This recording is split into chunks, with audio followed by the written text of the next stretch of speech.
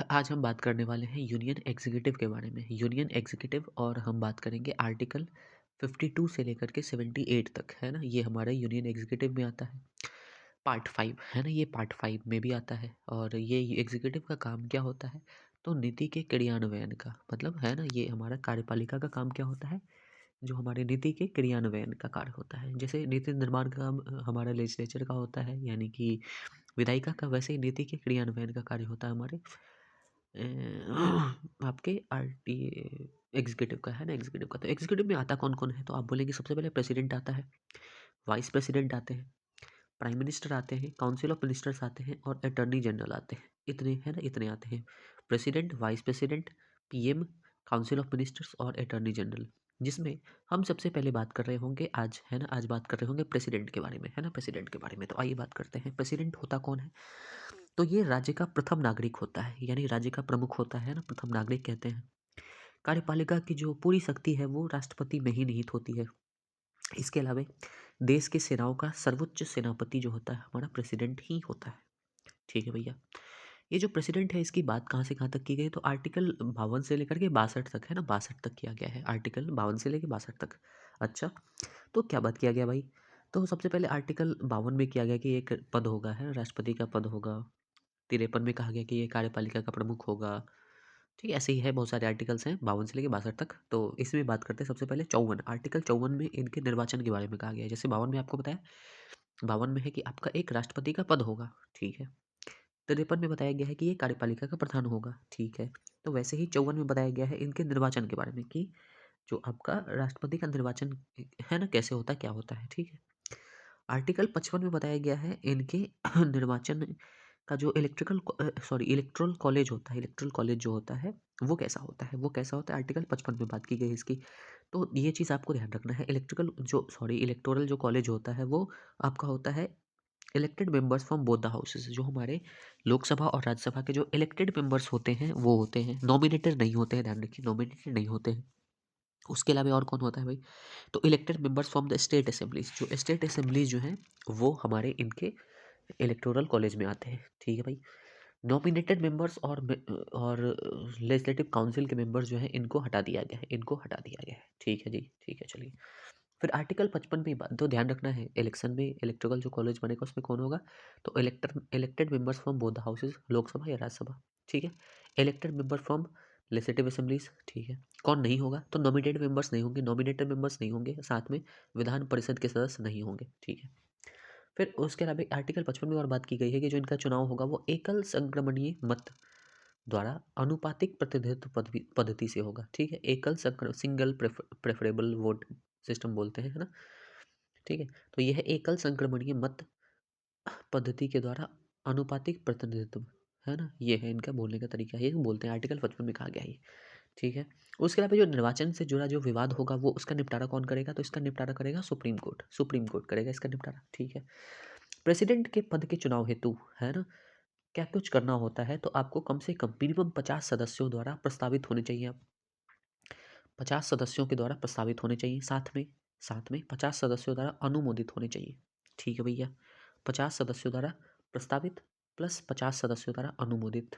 साथ ही आपको 15,000 रुपया जमानत राशि भी देना पड़ता है, ठीक है। जमानत राशि 15,000 रुपया देना पड़ता है। यदि आपने अगर वैध मतों का 1/6 प्राप्त नहीं कर पाए आप, ठीक है, आप पूरे वैध मतों का 1/6 अगर आप प्राप्त नहीं कर पाए तो आपकी जो है जमानत राशि वो है जो जब्त हो जाएगी, है ना? जब्त हो जाएगी जमानत राशि, ठीक है जी, चलिए। तो इलेक्शन के लिए आपको क्या-क्या चुनाव होते, क्या-क्या करना पड़ेगा? तो आपको 50 मिनिमम, है ना, 50 सदस्यों द्वारा प्रस्तावित होने चाहिए और 50 सदस्यों द्वारा अनुमोदित होने चाहिए। साथ ही 15,000 रुपये का जमानत राशि आपको जमा करना पड़ेगा। अगर आपने वैध मतों का 1/6 मत नहीं अपने पक्ष में लेकर के आ पाए तो आपका जो है वो जमानत राशि जब्त हो जाएगा। चलिए भाई, अच्छी बात है। आगे बात किया गया है री इलेक्शन के बारे में। री इलेक्शन के बारे में आर्टिकल 57 में बात किया गया, 57 में, कि आप जितनी भी बार चाहें, है ना, वो इलेक्ट हो सकता है, जितनी भी बार चाहे इलेक्ट हो सकता है ना, इलेक्ट हो सकता है जितनी बार चाहे, ठीक है। तो भाई एलिजिबिलिटी क्राइटेरिया क्या है? एलिजिबिलिटी क्राइटेरिया क्या है? तो आप बोलेंगे आर्टिकल 58 में बताया गया है। आर्टिकल 58 में बताया गया है एलिजिबिलिटी क्राइटेरिया के बारे में, क्या क्या भाई? तो ये भारत का ही नागरिक होगा, ठीक है जी, भारत का नागरिक होगा। 35 वर्ष की आयु पूरा कर चुका होगा, 35 वर्ष की आयु पूरा कर चुका होगा, ध्यान रखिएगा। लोकसभा का का सदस्य निर्वाचित होने की अर्हता रखता होगा, वो लोकसभा के सदस्य होने की अर्हता रखता होगा, साथ में वो लाभ के पद पर नहीं होगा, है ना, ऑफिस ऑफ प्रॉफिट नहीं होगा, भारत का नागरिक होगा, 35 साल आयु हो सकती है उसकी, लोकसभा के सदस्य निर्वाचित होने की अर्हता होनी चाहिए, साथ में लाभ के पद पर नहीं होना चाहिए। शपथ कौन दिलाएगा भाई? तो इनको शपथ दिलाएंगे CJI, है ना, चीफ जस्टिस ऑफ इंडिया, या फिर उनके द्वारा जो भी, या फिर अगर वो नहीं होंगे तो सुप्रीम कोर्ट के जो भी वरिष्ठतम न्यायाधीश होंगे वही दिलाएंगे। चलिए भाई ठीक है। आ जाइए शक्तियों के बारे में बात करते हैं। शक्तियों के बारे में जब हम बात करेंगे तो इसमें कुछ मुद्दों पर बात करेंगे, जैसे प्रशासनिक शक्तियाँ हैं इनकी, राजनयिक शक्तियाँ हैं, सैन्य शक्तियाँ हैं, ठीक है। वित्तीय शक्तियाँ हैं, विधायी शक्तियाँ हैं, उसके अलावा न्यायिक शक्तियाँ हैं, विटो शक्ति है, अध्यादेश की शक्ति है, आपातकालिक शक्ति है, बहुत सारी शक्तियाँ हैं इनके पास, जिसमें सबसे पहले हम बात करेंगे प्रशासनिक शक्ति के बारे में, है ना, प्रशासनिक शक्ति के बारे में। चलिए इसमें क्या है भाई, तो सरकार की जो समस्त मतलब कार्यपालिका की जो कार्यवाही होगी वो राष्ट्रपति के नाम पर ही होगी। सरकार की समस्त कार्यपालिका कार्यवाही जो है वो राष्ट्रपति के नाम पर ही होती है। संघ की कार्यपालिका की शक्ति जो है यानी कि राष्ट्रपति के हाथों में होता है ना, संघ की जो कार्यपालिकाई शक्ति होती है वो उसके हाथों में होती है, राष्ट्रपति के हाथों में होती है। इनको और क्या क्या शक्ति दिया गया है प्रशासनिक में, तो आप बोलेंगे इनको नियुक्त करने का अधिकार दिया गया। नियुक्त किस चीज़ को नियुक्त करने का भाई, तो मंत्रिपरिषद की सलाह से, है ना, मंत्रिपरिषद की सलाह से वो पीएम को तथा अन्य मंत्री को नियुक्त करेंगे, अटॉर्नी जनरल को नियुक्त करेंगे, नियुक्त ध्यान रखिएगा, कैग को नियुक्त करेंगे, CJI तथा अन्य जो आपके चीफ जस्टिस होते हैं उनको नियुक्त करेंगे। उसके अलावा राज्यों के राज्यपाल हो गया, उपराज्यपाल हो गया, उनको करेंगे। चीफ इलेक्शन कमीशन और अन्य इलेक्शन कमीशन को करेंगे, यूपीएससी के अध्यक्ष व उनके सदस्य को करेंगे, और वित्त आयोग के सदस्यों को करेंगे।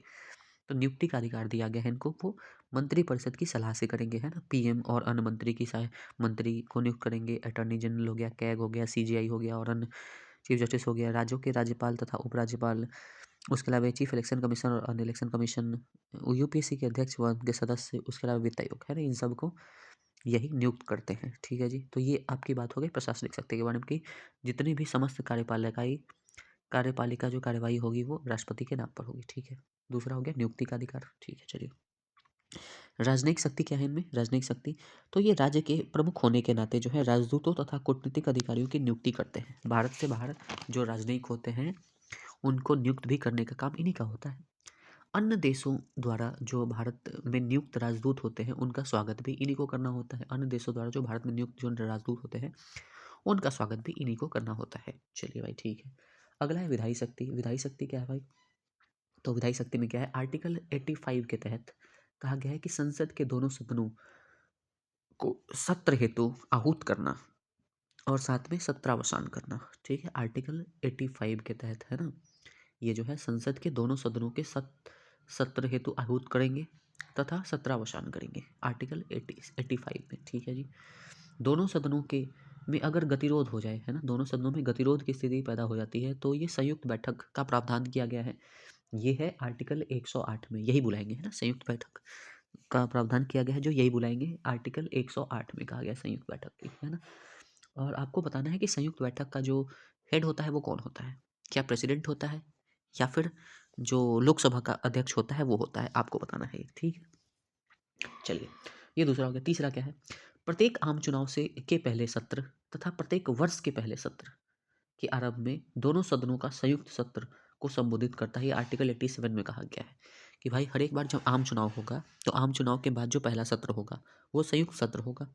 ठीक है जी, और उसको बुलाएगा कौन, तो उसको बुलाएगा हमारा यही राष्ट्रपति, आर्टिकल 87 के तहत। ठीक है जी, उसके अलावा तो ये तो हो गया आम चुनाव के बाद। उसके अलावा हर साल, है ना, हर साल जो देश का पहला सत्र होगा, हर साल जो है देश का पहला सत्र होगा वो दोनों सदनों का संयुक्त सत्र संबोधित करेंगे। और संबोधित करने का काम कौन करेगा, तो ये आपके आर्टिकल 87 के तहत राष्ट्रपति करेंगे। ठीक है, राज्यसभा के लिए राज्यसभा के लिए 12 सदस्यों का नामांकन भी करेंगे। ठीक है, इससे पहले क्या हुआ करता था कि दो एंग्लो इंडियंस को भी, है ना, चुना जाता था। हालांकि वो आर्टिकल अभी अभी जो है वो ये 104 कॉन्स्टिट्यूशनल अमेंडमेंट एक्ट के तहत हटा दिया गया। ठीक है जी, हटा दिया गया है, तो ये भी ध्यान रखना है। उसके अलावा कुछ विधेयक जो है राष्ट्रपति के पास लाए जाते हैं, जैसे नए राज्यों के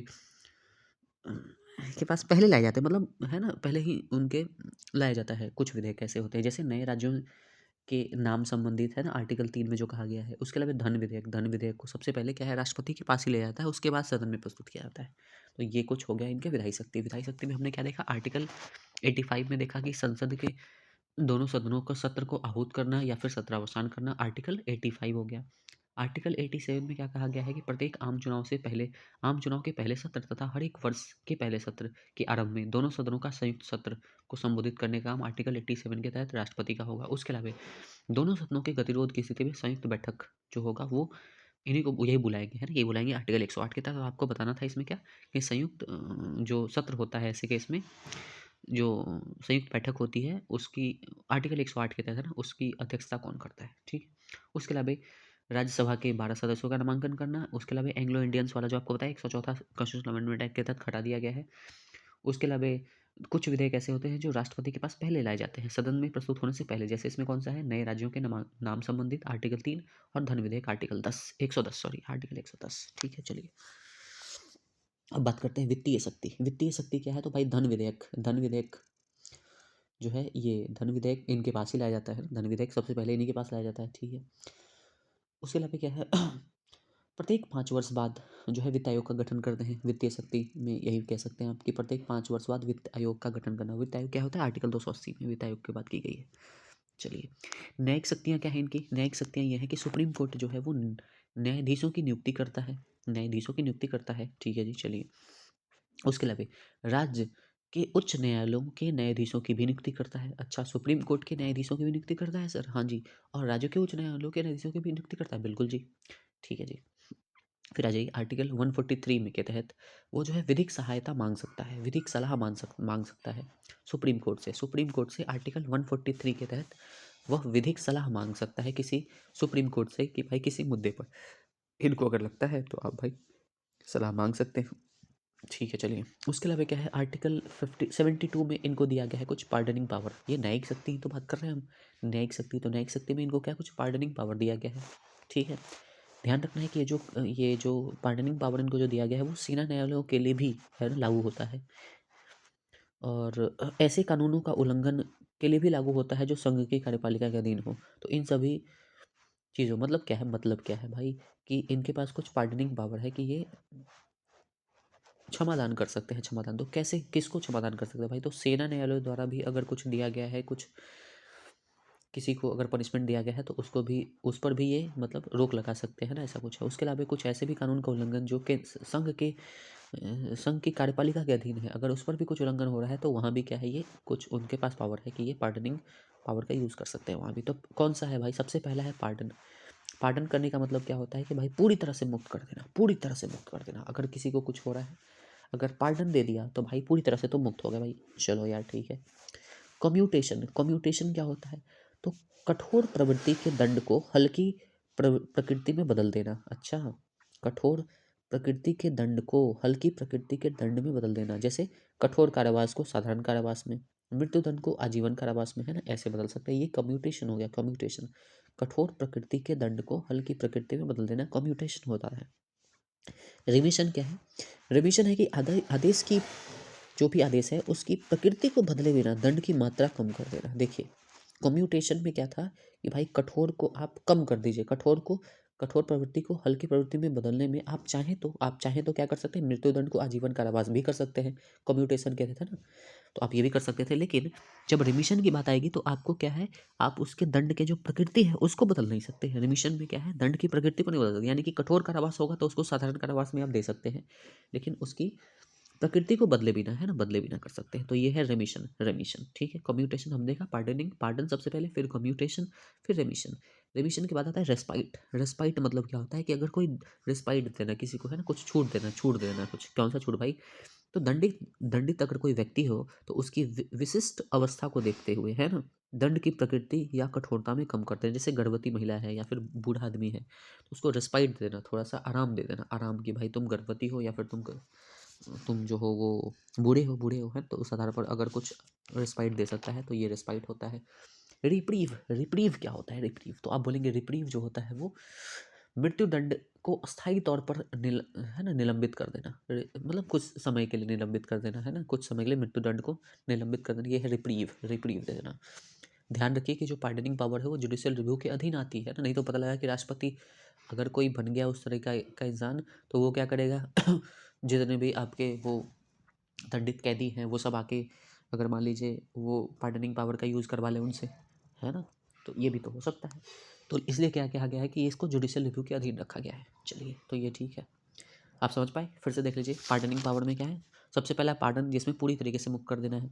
कम्यूटेशन में मतलब क्या है, कम्यूटेशन का मतलब होता है कठोर प्रकृति के दंड को हल्की प्रकृति में बदल देना, यानी कठोर कारावास को साधारण कारावास में, मृत्यु दंड को आजीवन कारावास में, ये कम्यूटेशन है। रेमिशन क्या होता है, आदेश की प्रकृति को बदले बिना, है ना, आदेश की प्रकृति को बदले बिना मात्रा कम कर देना, मात्रा कम कर देना उसका, है ना, ये रेमिशन हो गया। रिस्पाइट मतलब क्या हो गया, विशिष्ट अधिकार, है ना, विशिष्ट अवस्था को देखते हुए, है ना, किसी दंडित व्यक्ति के, जैसे कि गर्भवती हो गया या फिर ये गर्भवती हो गई या फिर बूढ़े अपराधी हो गए, उनको थोड़ा सा, है ना, रिलीफ दे देना, है ना, उसको बोलते हैं रेस्पाइट, रेस्पाइट देना। उसके अलावा जो अंतिम है, last but not the list, reprieve. Reprieve क्या होता है, मृत्यु दंड को अस्थायी तौर पर, है ना, अस्थायी तौर पर निलंबित कर देना। ठीक है, और ध्यान रखना है जो है जुडिशियल रिव्यू के अधीन आता है पार्डनिंग पावर। चलिए, अच्छी बात है। अब बात करते हैं वीटो पावर। वीटो पावर में मतलब क्या होता है, संसद द्वारा पारित, है ना, संसद द्वारा पारित कोई विधेयक तभी अधिनियम बनता है जब वो राष्ट्रपति उसकी अपनी सहमति दे देता है ना। ठीक है भाई, चलिए, तो अगर आर्टिकल 111 के तहत जब जब ऐसा विधेयक राष्ट्रपति के समक्ष प्रस्तुत होता है अगर, है ना, तो राष्ट्रपति के पास कुछ, है ना, कुछ ऑप्शंस होते हैं। ऑप्शंस क्या क्या भाई, तो वो विधेयक को स्वीकार कर ले, अगर विधेयक को स्वीकार करके उस पर साइन कर देता है तो वो क्या विधि बन जाता है। चलिए, ठीक बात है। उसके अलावा वो उसको पूरी तरीके से खारिज कर दे कि नहीं भाई, बिल्कुल खारिज कर दिया कि नहीं, नहीं हो सकता है, कानून नहीं बनने देंगे। ठीक है भाई, अच्छा। या फिर क्या कर सकता है, पुनर्विचार के लिए लौटा दे कि भाई नहीं, इसमें कुछ खामियां हैं, आप क्या करें, इसको वापस से क्या करें, आप वापस से इस पर कंसीडर करें, रिकंसीडर करें और फिर लेकर के आए। और धन विधेयक के मामले, ध्यान रखिएगा, धन विधेयक के मामले में जो है पुनर्विचार के लिए लौटा नहीं सकते हैं, है ना, राष्ट्रपति। ठीक है जी, चलिए, अगर मान लीजिए राष्ट्रपति को अगर ये कर भी दिया, मतलब पुनर्विचार के लिए उन्होंने लौटाया और उसके बाद पुनर्विचार हो या ना हो, वापस से अगर इनके पास भेज दिया गया अगर वो बिल, तो उस पर फिर उनको देना ही पड़ता है ना, देना ही पड़ता है स्वीकृति अपनी। ठीक है, चलिए, तो ये है वीटो। बात करते हैं वीटो के बारे में। तो एब्सोल्यूट वीटो, एब्सोल्यूट वीटो मतलब होता है पूरी तरीके से खारिज कर देना। तो भाई पूरी तरीके से खारिज कब हो सकता है, तो अगर मान लीजिए कोई प्राइवेट बिल है, कोई प्राइवेट बिल है जिसके अगेंस्ट मंत्री परिषद का मत हो, अगर कोई प्राइवेट बिल क्या होता है, कोई प्राइवेट मेंबर, मतलब कोई निर्दलीय हो गया या फिर कोई भी ऐसा जो चाहता है कि फलाना फला कानून बने, तो वो अपने तरफ से कोई प्राइवेट बिल लेकर के आता है। तो अगर कोई ऐसा प्राइवेट बिल आता है जिसके अगेंस्ट में मंत्री परिषद का मत होता है, तो उस पर एब्सोल्यूट वीटो लगा सकते हैं। ठीक है भाई, इसमें क्या होता है, पूरी तरीके से खारिज होता है। पहला ये क्राइटेरिया होगा। दूसरा क्या है, यदि अनुमति देने से पहले सरकार गिर जाए, अगर अनुमति दिया दिया भी नहीं है, दिया भी नहीं है, और उससे पहले क्या हुआ, सरकार गिर गई और नया सरकार आया, ठीक है, नई सरकार अगर आई और उस बिल को मतलब उस बिल को समाप्त करने का सलाह दे दिया कि नहीं, अब हटाओ, उस बिल को छोड़ो, उस बिल को बात खत्म करो, तो वो कहलाता है एब्सोल्यूट वीटो, है ना। एब्सोल्यूट वीटो ऐसे ही केस में हो सकता है। तो दो क्राइटेरिया हो गया, प्राइवेट बिल अगर होगा और उसके अगेंस्ट में मंत्रिपरिषद का वो मत होगा, है ना, मंत्रिपरिषद का मत होगा, तो उस पर एब्सोल्यूट वीटो लगाया सकता है। दूसरा तरीका क्या है कि यदि अनुमति देने से पहले सरकार गिर जाएगी, है ना, अनुमति देने से पहले अगर सरकार गिर जाएगी, तो नई सरकार, और उस नई सरकार जो आएगी उस बिल के समाप्त करने की सलाह देती है, तब ऐसा केस में हो सकता है एब्सोल्यूट वीटो। ध्यान रखना है कि 1954 में राजेंद्र प्रसाद ने पेप्सू विनियोग विधेयक, है ना, पेप्सू पेप्सू विनियोग विधेयक में इस एब्सोल्यूट वीटो का यूज़ किया था। उसके अलावा सेम 1991 में आर वेंकट रमन ने पेंशन विधेयक को, है ना, एब्सोल्यूट वीटो कर दिया था, एब्सोल्यूट वीटो कर दिया था। अच्छी बात है भाई, अच्छी बात है। दोनों ध्यान रखना है, 1954 में दोनों क्राइटेरिया भी याद रखना, प्राइवेट बिल वाला, उसके अलावा सरकार गिरने, मतलब बिल को अनुमति देने से पहले सरकार गिर जाए, ये हो गया। तो ये पूरी तरीके से खारिज होता है, एब्सोल्यूट वीटो मतलब पूरी तरह से खारिज हो जाना। ठीक है भाई, अगला होता है सस्पेंसिव वीटो। सस्पेंसिव का मतलब क्या होता है, संसद में पुनर्विचार हेतु लौटा देना, संसद में पुनर्विचार हेतु लौटा देना। तो ध्यान रखना है, धन विधेयक के मामले में इसका प्रयोग नहीं किया जा सकता। धन विधेयक के मामले में सस्पेंसिव वीटो का प्रयोग नहीं किया जा सकता है। धन विधेयक के मामले में इनके पास अधिकार क्या होता है कि आपको स्वीकृति या तो दे दीजिए या फिर रोक कर रख लीजिए, लेकिन लौटा नहीं सकते, है ना। आप इसको सस्पेंसिव वीटो मतलब अपने पास नहीं रख सकते, मतलब लौटा नहीं सकते आप, तो या तो अपने पास रख लीजिए, इसको पूरी तरह से खारिज कर दीजिए, या फिर मतलब अपने पास रख लीजिए, जिसको जेई वीटो बोलते हैं, पॉकेट वीटो, या फिर आप क्या करें, इसको पूरी तरीके से खारिज कर दें, है ना, ये कर सकते हैं आप। नहीं तो आप लौटा नहीं सकते हैं, लौटा नहीं सकते। ठीक है, चलिए, अगला है क्या, पॉकेट वीटो। पॉकेट वीटो क्या होता है कि भाई ना तो हाँ बोलेंगे, ना तो ना बोलेंगे। देखिए, एब्सोल्यूट वाले में क्या था, पूरी तरीके से ना बोल देना कि नहीं भाई नहीं। सस्पेंसिव में क्या है, पुनर्विचार के लिए लौटा देना। इसमें क्या है, पॉकेट में क्या है, ना तो हाँ बोलेंगे ना तो ना बोलेंगे, है ना, ना हाँ ना ना जेबी में रख लेंगे चुपचाप, ये समझिए। ठीक है, ना सकारात्मक ना नकारात्मक प्रतिक्रिया देना, अपने पास पड़े रहने देना जब तक चाहे, कोई टाइम लिमिट नहीं दिया गया है, जब तक चाहे तब तक रख सकता है पॉकेट वीटो। ध्यान रखना है कि 1986 में भारतीय डाकघर संशोधन विधेयक जो है वो ज्ञानी जैल सिंह ने इस पॉकेट वीटो का प्रयोग किया था। 1986 में भारतीय डाकघर संशोधन विधेयक में डॉक्टर ज्ञानी जैल सिंह ने यह प्रयोग किया था पॉकेट वीटो। मतलब ना बोलना ना बोलना, जेब में रख लेना चुपचाप, जब तक चाहे तब तक, है ना। ये हो गया आपका तीनों। एब्सोल्यूट वीटो ये तो है कि विधेयक को दे दिया भाई, स्वीकृति दे दिया, ठीक है, कानून बन गया। दूसरा क्या हो सकता है कि एब्सोल्यूट वीटो के तहत खारिजी कर दिया। ये कब कब हो सकता है, तो प्राइवेट मेंबर बिल वाला बताया आपको, और या फिर सरकार गिर जाए तब, है ना, सरकार गिर जाए तब। तीसरा क्या इस कब कब यूज़ किया था, तो 1954 में राजेंद्र प्रसाद ने पेप्सो विनियोग विधेयक, और 1991 में आर वेंकट रमनी, ये हुआ था आपका पेंशन विधेयक, है ना। उसके अलावा है सस्पेंसिव में क्या होता है, पुनर्विचार के लौटा देना। लेकिन धन विधेयक के मामले में ऐसा नहीं है। धन विधेयक के मामले में क्या हो सकता है, तो आप क्या कर सकते हैं, तो रोक कर रख सकते हैं, या फिर रोक कर रख लीजिए, है ना, या फिर खारिज कर दीजिए। स्वीकृति दीजिए या फिर रोक कर रख लीजिए, या तो स्वीकृति दे दीजिए या फिर रोक कर रख लीजिए, लेकिन लौटा नहीं सकते, ठीक है। पॉकेट वीटो में क्या होता है, ना सकारात्मक ना नकारात्मक प्रतिक्रिया देना, अपने पास पड़े रहने देना, और कोई टाइम लिमिट नहीं है, जब तक चाहे तब तक। 1986 में ये सबसे पहले ज्ञानी जैल सिंह द्वारा यूज़ किया गया एक ही बार, और ये भारतीय डाकघर अधिनियम विधेयक, है ना ये। चलिए अब बात करते हैं हम इमरजेंसी पावर। इमरजेंसी पावर क्या होता है भाई, तो आर्टिकल 352 के तहत अगर युद्ध हो जाए या बाह्य आक्रमण हो जाए या फिर सशस्त्र विद्रोह हो जाए, युद्ध हो जाए, बाह्य आक्रमण हो जाए या फिर सशस्त्र विद्रोह हो जाए, और संपूर्ण देश या किसी उसके एक भाग में, है ना, ये लगाया जा सकता है। क्राइटेरिया क्या क्या है, युद्ध हो जाए, बाह्य आक्रमण हो जाए या सशस्त्र विद्रोह हो जाए, तो इस केस में आप कर सकते हैं, आर्टिकल 352 के तहत लगा सकते हैं। इसी को नेशनल इमरजेंसी भी बोलते हैं। आर्टिकल 352 नेशनल इमरजेंसी, ये पूरे देश में या फिर उसके किसी एक भाग में लगाया जा सकता है। आर्टिकल 356 क्या कहते हैं, तो इसको बोलते हैं राष्ट्रपति शासन। राष्ट्रपति शासन ये क्या है कि किसी राज्य के राज्यपाल के प्रतिवेदन पर अगर कोई राज्यपाल कहता है कि भाई हमारे इस राज्य में ऐसा ऐसा है सिचुएशन कि आप यहाँ लगा सकते हैं, तो हो सकता है। या फिर राज्य का संवैधानिक तंत्र फेल हो जाए, है ना, राज्य का जो है संवैधानिक तंत्र फेल हो जाए, तो आप इसमें कह सकते हैं कि यहाँ राष्ट्रपति शासन लागू हो सकता है। राष्ट्रपति शासन ध्यान रखिए, 356 है राष्ट्रपति शासन, 352 है नेशनल इमरजेंसी, और जो है 360 क्या है, ये है आपका वित्तीय आपात, फाइनेंशियल इमरजेंसी। ये क्या होता है, भारत के किसी भाग में वित्तीय स्थायित्व के संकट से, है ना, ये लगा सकते हैं ये वित्तीय आपात, ठीक है जी। आपको बताना है कि ये कौन कौन से ऐसे फंडामेंटल राइट्स हैं जो जो इमरजेंसी के दौरान भी खारिज नहीं होते हैं ना, ये आपको बताना है। चलिए ठीक है।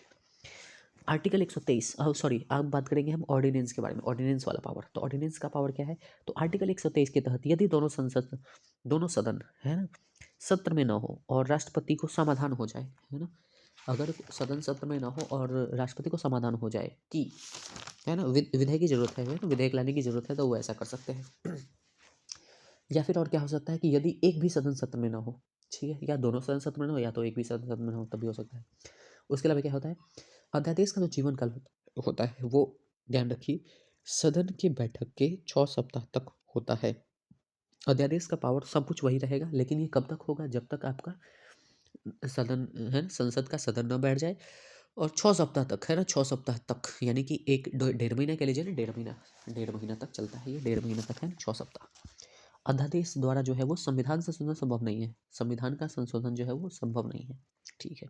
उसके अलावा क्या है, 1970 में RC Cooper versus government of India case आया। उसमें क्या कहा गया कि राष्ट्रपति के व्यक्तिगत समाधान को न्यायालय में इस आधार पर चुनौती दी जा सकती है कि उसने यह प्रयोग सद्भावनापूर्ण किया है या नहीं, ठीक है भाई। अब राष्ट्रपति जब भी चाहेगा तब भी, अगर ऐसा थोड़ी ना है कि आप ये कोई भी चाहेगा कैसा भी कानून ले आए, हैं, ऐसा नहीं हो सकता है। तो इसको क्या है, जुडिशियल रिव्यू के अंदर रखा गया है, इसको मिल रही है ना, चुनौती दी जा सकती है, ठीक है जी। चलिए अन्य इनकी शक्तियाँ क्या है, अन्य इनकी शक्तियाँ हैं कि संघ जो है वो राज्य क्षेत्र का प्रशासन, संघ राज्य क्षेत्र का जो प्रशासन होता है वो राष्ट्रपति का अधीन होता है, ये सबको पता है। संघ राज्य क्षेत्र है ना, यूनियन टेरिटरीज का राष्ट्रपति का अधीन ही होता है। चलिए ठीक है।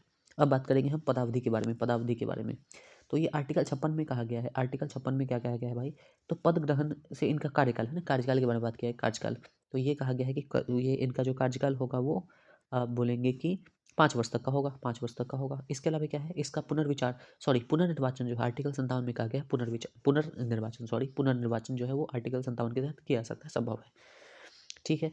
तो भाई इसको त्याग कैसे दे सकते हैं, कैसे मतलब ये पद से हटाया जा सकता है, तो पहला क्राइटेरिया है त्याग पत्र दे देंगे, है ना, त्याग पत्र देंगे। ठीक है भाई, त्याग पत्र देंगे।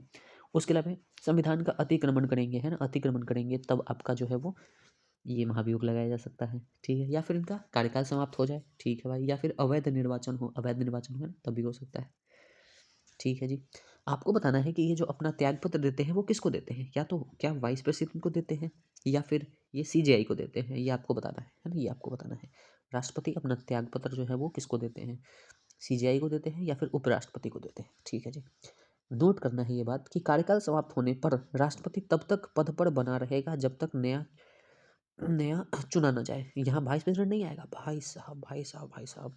देखिए, कार्यकाल समाप्त होने पर भी अगर चुनाव नहीं हुआ है जब तक, तब तक राष्ट्रपति ही बने रहेंगे ना, बने रहेंगे। थोड़ा सा इज्जत दे देते, बने रहेंगे ना, राष्ट्रपति बने। इसमें आप ये नहीं कह सकते कि वाइस प्रेसिडेंट को बना दिया जाए, नहीं भाई। वाइस प्रेसिडेंट तब बनते हैं जब राष्ट्रपति किसी वजह से ना, राष्ट्रपति जो है किसी वजह से उनका तबीयत खराब हो गया हो, वो कहीं चले गए हों, तब उस केस में है ना राष्ट्रपति आ सकते हैं, लेकिन उपराष्ट्रपति आ सकते हैं। लेकिन इस आधार पर नहीं आ सकते हैं कि भाई आपका कार्यकाल खत्म हो गया है तो चलिए राष्ट्रपति की जगह पे उपराष्ट्रपति को बना जाए। नहीं नहीं, ऐसा नहीं हो सकता है ना, ऐसा नहीं हो सकता है। चलिए ठीक है। अब बात करेंगे हम इनके महाभियोग के बारे में। महाभियोग, तो महाभियोग क्या कहा गया है, आर्टिकल 61 में कहा गया है महाभियोग के बारे में। ठीक है, ये क्या होता है, तो ये है अर्ध न्यायिक प्रोसेस, है ना, अर्ध न्यायिक मतलब क्वासी जुडिशियल प्रोसेस है। ठीक है जी। चलिए, सबसे पहले स्टेप में क्या होता है कि संसद का कोई भी सदन, है ना, कोई भी सदन इन पर आरोप लगाएगा कि भाई ये जो है वो संविधान का अतिक्रमण कर रहे हैं ना, अतिक्रमण कर रहे हैं। सबसे पहले स्टेप में होगा कोई भी सदन चाहे तो है ना, संसद का कोई भी सदन इन पर आरोप लगाएगा कि आप जो है वो संविधान का अतिक्रमण कर रहे हैं। ये आरोप लग गया, अब चलिए आरोप लग गया। अब उसके अलावा कम से कम 14 दिन पूर्व लिखित सूचना देना होगा पहले, है ना। जब आप ये लगा रहे हैं, आरोप लगा रहे हैं, तो आपको उसके बाद आरोप लगाने से 14 दिन तक है, 14 दिन पहले तक, है ना, आपको लिखित सूचना देना पड़ेगा। उसके बाद आप इसको प्रस्तावित कर सकते हैं ना। ठीक है। उसके अलावा जो भी सदन जिसने आरोप लगाया है उस सदन के कुल सदस्यों का 1/6, 1/4 है ना, 1/4 जो जिस भी सदन ने इन पर आरोप लगाया है उस सदन का 1/4 सदस्य जो है इस पर हस्ताक्षर करेगा, हस्ताक्षर करेगा, 1/4 सदस्य हस्ताक्षर करेगा। ठीक है। फिर जो होगा, अब आएगी बात दूसरे सदन की। दूसरे सदन द्वारा इस पर इन्वेस्टिगेशन चलाया जाएगा। इन्वेस्टिगेशन की भाई बात सच है या नहीं है। इन्वेस्टिगेशन के समय में स्वयं राष्ट्रपति या उनका कोई प्रतिनिधि, है ना, बचाव पक्ष में प्रस्तुत हो सकता है। ठीक है। इन्वेस्टिगेशन जब होगा, दूसरा सदन जब इन्वेस्टिगेट करेगा तो स्वयं राष्ट्रपति या फिर उनका कोई प्रतिनिधि बचाव पक्ष के लिए प्रस्तुत हो सकता है। ठीक है भाई। यदि सदन सहमत हो गया, है ना, यदि सदन सहमत हो गया कि भाई इन्वेस्टिगेशन सक्सेसफुल रहा और जो आपका आरोप लगाया गया वो सही है, ठीक है, तो उस केस में 2/3 बहुमत से उस सदन में संकल्प पारित होगा, है ना, संकल्प पारित होगा 2/3 बहुमत से। और इस महाभियोग में कौन कौन भाग लेंगे, तो लोकसभा प्लस राज्यसभा के और इलेक्टेड प्लस नॉमिनेटेड। ध्यान रखिए यहाँ अंतर, ध्यान रखिए क्या क्या भाई। जब इलेक्शन हुआ था तो वहाँ केवल और केवल इलेक्टेड मेंबर्स थे, और कहाँ कहाँ के थे, तो आप बोलेंगे लोकसभा राज्यसभा प्लस विधानसभा, है ना, लोकसभा राज्यसभा विधानसभा के इलेक्टेड मेंबर्स थे वहाँ, है ना। जब यहाँ इनका त्यागपत्र हो रहा है, तो त्यागपत्र दे रहे हैं, तब क्या कर रहे हैं, मतलब महाभियोग चल रहा है, तब क्या कौन चल रहा है भाई, तो आप बोलेंगे लोकसभा प्लस राज्यसभा में इलेक्टेड प्लस नॉमिनेटेड दोनों ही हो रहे हैं ना, दोनों ही हो रहे हैं। ठीक है भाई, मतलब यही है ना। ठीक है, चलिए। उसके अलावा और क्या है, तो मृत्यु या त्यागपत्र या महाभियोग के पश्चात, ठीक है, आर्टिकल 65 के तहत उपराष्ट्रपति शासन करेंगे। ठीक है भाई, याद रखिए। आपको भी बताया था कि अगर उनका कार्यकाल खत्म हो गया, कार्यकाल खत्म हो गया, तो कार्यकाल खत्म होने पर उपराष्ट्रपति नहीं आएंगे, है ना, तो कब आएंगे भाई, तो अगर इनका मृत्यु हो जाता है या फिर इन पर महाभियोग चला दिया जाता है या फिर ये त्यागपत्र दे देते हैं, तो उस केस में आर्टिकल 65 के तहत उपराष्ट्रपति आएंगे, उपराष्ट्रपति आएंगे। तो आपको ध्यान रख लेना है ये चीज़। महाभियोग का चर्चा कहाँ किया गया है, आप बोलेंगे आर्टिकल 61 में किया गया है, आर्टिकल 61 में किया गया है। इनका कॉन्स्टिट्यूशनल स्टेटस क्या है राष्ट्रपति का, तो आप बोलेंगे आर्टिकल 53 के तहत, 53 52 में तो कहा गया राष्ट्रपति का पद होगा। उसके अलावा 53 में कहा गया कि ये कार्यपालिका का प्रधान होंगे, है ना, कार्यपालिका के प्रधान होंगे। चलिए ठीक है। आर्टिकल 74 में कहा गया है राष्ट्रपति को सहायता या सलाह देने हेतु मंत्रिपरिषद की गठन की जाएगी, जिसका प्रधान होगा राष्ट्रपति, है ना, जिसका प्रधानमंत्री होगा, है ना, प्रधानमंत्री। उसके अलावा आर्टिकल 75 के तहत क्या है, पीएम की नियुक्ति जो होगी वो प्रेसिडेंट द्वारा तथा अन्य मंत्रियों की नियुक्ति पीएम की सलाह पर होगी, है ना। आर्टिकल 75 के तहत पीएम की नियुक्ति प्रेसिडेंट द्वारा तथा अन्य मंत्रियों की नियुक्ति पीएम की सलाह पर होगी। ठीक है। मंत्रिपरिषद लोकसभा के प्रति सामूहिक रूप से उत्तरदायी होगा, मंत्रिपरिषद लोकसभा के प्रति सामूहिक रूप से उत्तरदायी होगा। ठीक है। और फिर कहा गया है लास्ट में 44th कॉन्स्टिट्यूशनल अमेंडमेंट के तहत क्या कहा गया है कि प्रेसिडेंट जो है वो मंत्रिपरिषद को कि किसी अनुचित सिफारिश को पुनर्विचार के लिए लौटा सकता है। आर्टिकल 75 के तहत कहा गया है, सॉरी आर्टिकल 75 कह रहे हैं, कॉन्स्टिट्यूशनल अमेंडमेंट 44 के तहत कहा गया है कि प्रेसिडेंट जो है वो मंत्रिपरिषद की किसी अनुचित सिफारिश को पुनर्विचार के लिए लौटा सकता है। ये पता भी आपको है, पता भी है। तो यहाँ है क्या, हमारा राष्ट्रपति यहाँ खत्म होता है ना। तो इसी के साथ राष्ट्रपति हमारे खत्म होते हैं। अगले में हम बात करेंगे उपराष्ट्रपति के बारे में। ठीक है जी, चलिए, धन्यवाद।